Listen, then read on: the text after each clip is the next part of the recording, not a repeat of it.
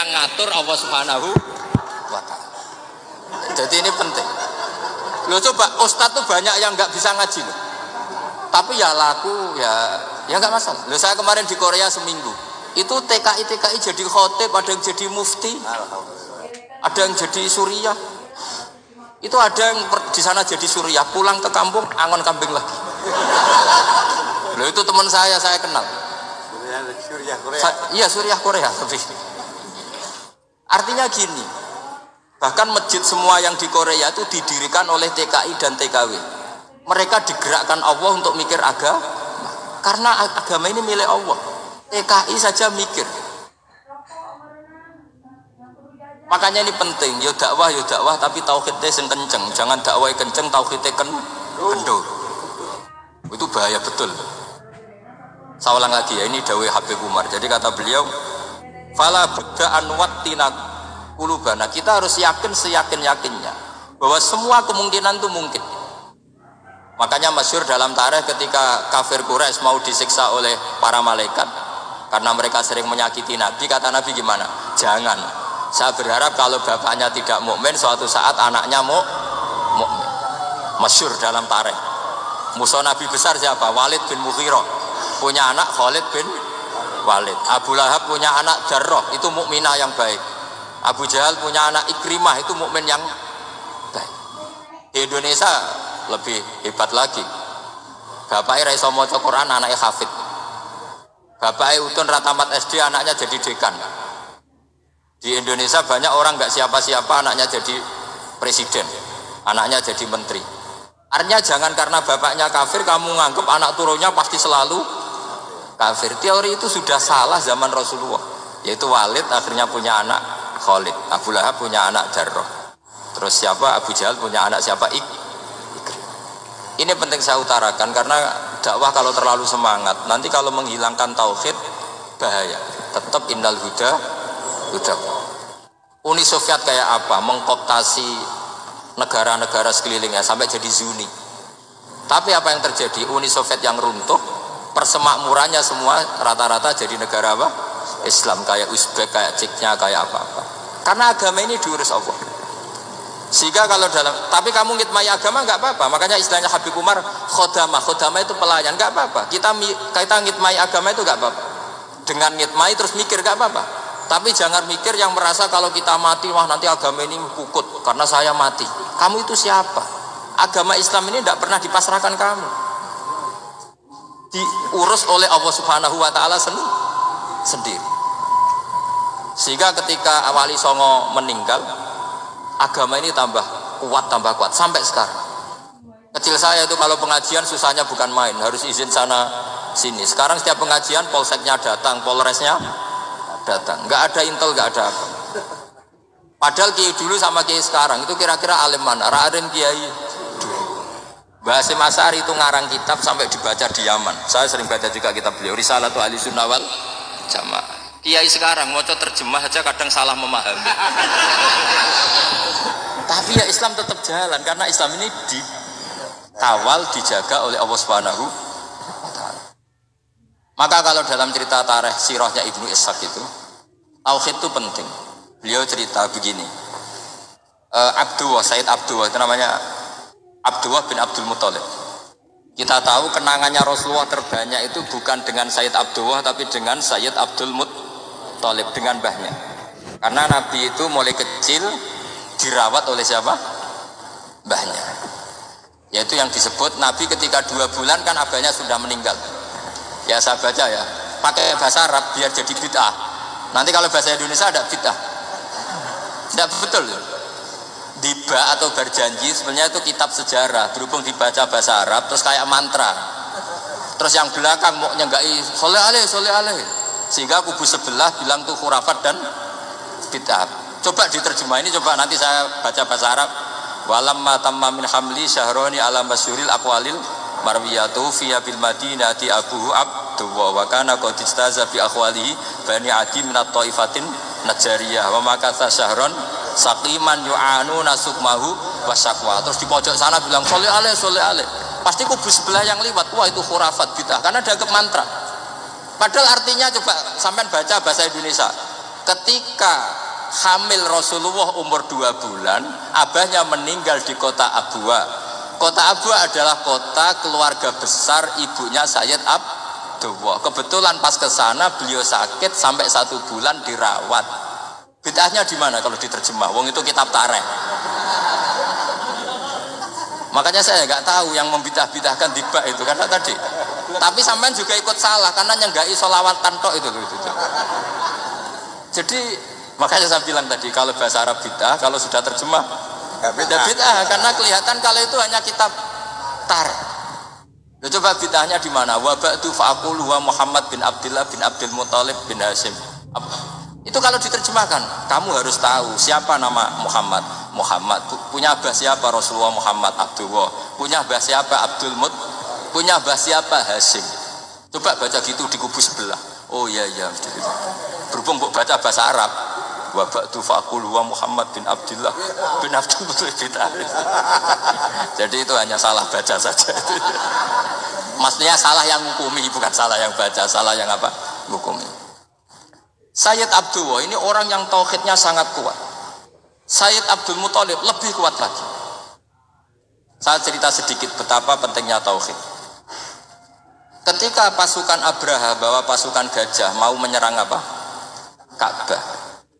Itu sebelum menyerang itu semua aset-aset milik orang kafir Quraisy, milik orang Quraisy lah. Itu ditawan, diambil. Termasuk milik Sayyid Abdul Muthalib, milik Abdul Muthalib. Terus ketika mau masuk Ka'bah, mau masuk Mekah, kata Abraha, man sayyidu hadal wadi, siapa yang kamu tuakan, yang kamu pertuan di sini? Oh, Abdul Muthalib. Abdul Muthalib itu dipanggil, itu auranya luar biasa. Abraha yang di tempat perkemahannya itu harus duduk di atas karena dia raja, itu duduk di atas gak berani. Saking wibawanya Abdul Muthalib, ini mbahnya Rasulullah. Akhirnya Abraha bilang gini, saya duduk di bawah tidak mungkin karena saya raja. Kamu duduk jejer saya tidak mungkin karena nanti umat saya kecewa karena raja kok disaingin gitu. Ya sudah, sambil berdiri-diri kita ngomong.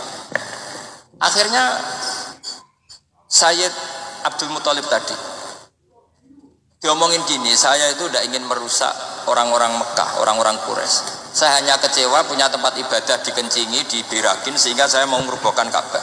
Tapi dengan damai, nggak ada perang. Apa jawabnya Abdul Muthalib? Lucu. Gak apa-apa, Ka'bah kamu robohkan silakan, gak apa-apa. Yang penting unta saya yang kamu sita kembalikan. Harta saya yang 100 unta kamu sita kamu kembalikan. Itu Abraha kagetnya bukan main. Kaget karena kamu itu pemimpin apa? Tadi saya hormat kamu karena kamu tak anggap orang hebat. Hadhil Ka'bah dinu abaika, ini Ka'bah itu agama kamu. Pas saya hancurkan kok kamu tenang-tenang saja. Padahal pas mau saya hancurkan kamu tenang-tenang saja, malah tanya unta kamu itu gimana? Apa jawabnya Abdul Muthalib? Inna lihadal baiti rabban hamahu. Sebab Ka'bah itu ada yang punya dan pasti akan melindungi Ka'bah. Tapi kalau unta itu milik saya, ini urusan saya, ini unta. Jadi inna lihadal baiti rabban hamahu itu tidak milik saya, itu ada yang punya. Ya sudah, biar yang punya aja yang jaga. Itu tidak urusan saya. Akhirnya unta dikembalikan, aman deh. Untung double. Terus akhirnya dia ke Ka'bah. Fa'akhudha bi halaqatil bab. Karena dulu apa itu?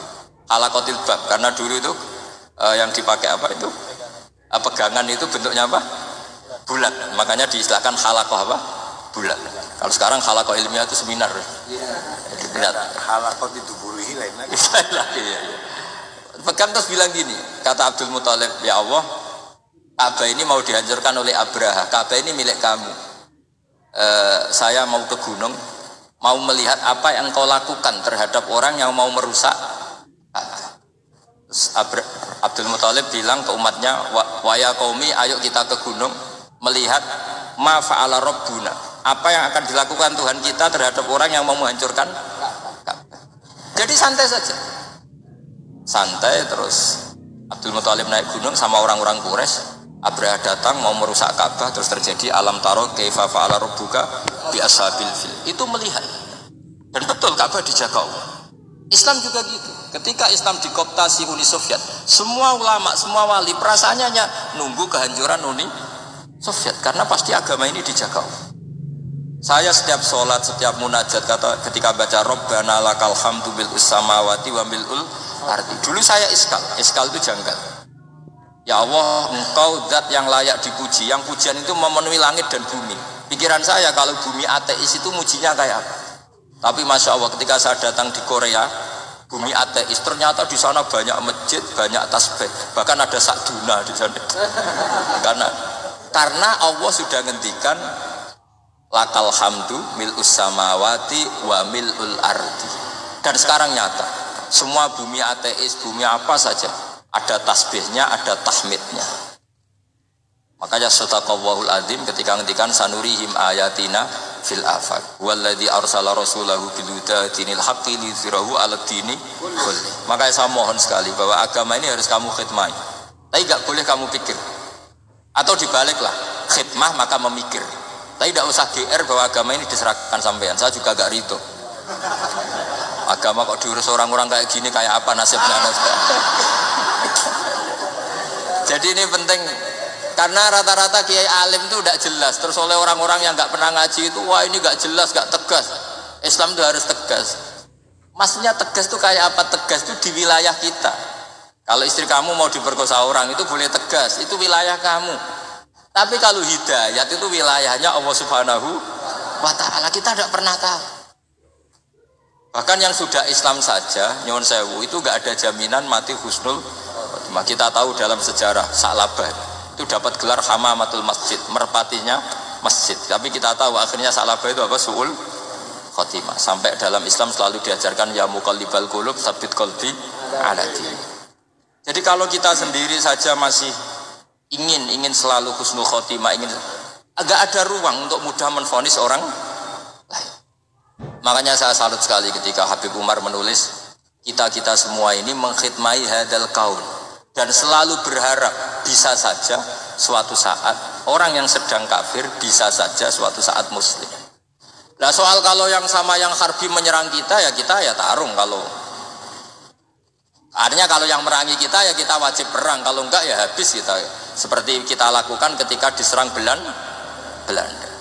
Tapi ketika mereka musta'man, dhimmi, mu'ahad, orang-orang kafir yang mau berdamai dengan kita ya kita damai. Sebagaimana yang dilakukan Rasulullah SAW ketika berdamai dengan kafir Quraisy yang dipimpin Suhail bin Amr, masyhur itu dalam tarikh.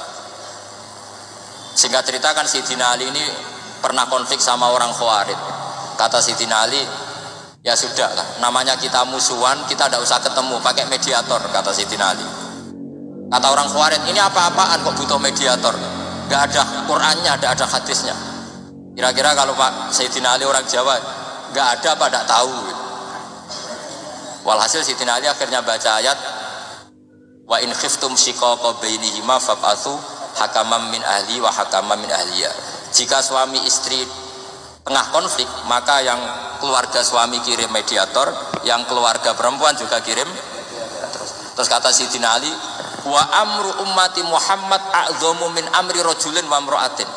Kalau suami istri saja ketika konflik butuh mediator, apalagi ini kelompok besar, pasti lebih butuh mediator.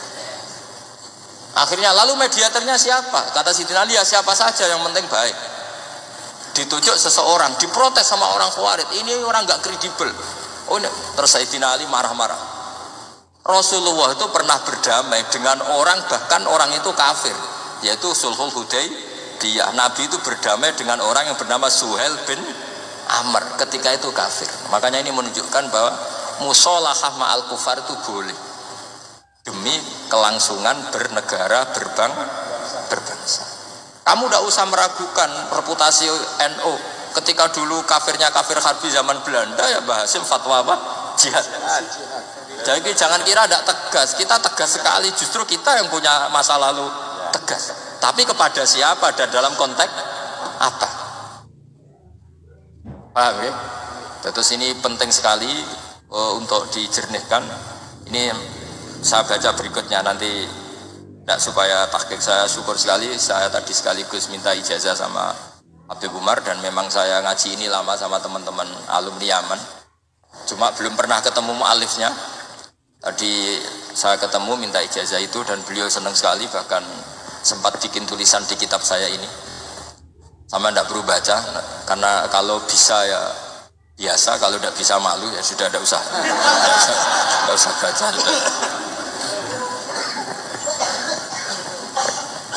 Terus ini kata beliau, ini masih saya teruskan. Nahnu min hadhil intilaqah naktasibu thabatana wa quwwata yaqinina wa illa fa fil ardi mu'aridun wa muntaqidun wa mukhalifun min akhyarin wa asyrarin sholihin wa fasikin muslimin wa kuffar. Kalau kamu punya satu metode ilmiah, metode dakwah, kamu harus siap karena pasti ada yang menentang. Yang menentang itu ya mulai orang soleh, tidak soleh, orang macam-macam. Jadi kalau sudah punya manhaj, memang dari awal harus siap apa? Ditentang. Jadi misalnya PBNU punya kebijakan apa, ya sudah siap saja dibully. Itu pasti itu, karena nggak ada manusia semua suka, semua benci. Kata beliau, anta in kunta fi syakkin min hadzal maslak wal manhaj fattabi man syi'ta wasaha angka ghaniyah wa in kunta ala yaqinin annahu al-huda wa mirasun nubuwah wa annahu haqiqatu tarjamatil ahdi ma'rab fala tata'athar min kalami ahadin yakunu mangkana. Jadi intinya kita mengawal Islam secara rahmatan lil alamin itu justru kita berharap menjadi simpatik dan menjadikan mereka menjadi napa Islam. Jangan ketika simpatik dianggap gak tegas. Saya masih ingat betul dawuh Mbah Mun, hak sekseni, kata beliau. Saya masih ingat kalimatnya sekseni. Aku ra tegas itu berdasar ayat laisalaka minal amri syai'un aw yatuba alaihim aw yu'adzibahum. Karena potensi sosial itu bisa rubah. Orang yang sekarang kawan kamu bisa saja suatu saat jadi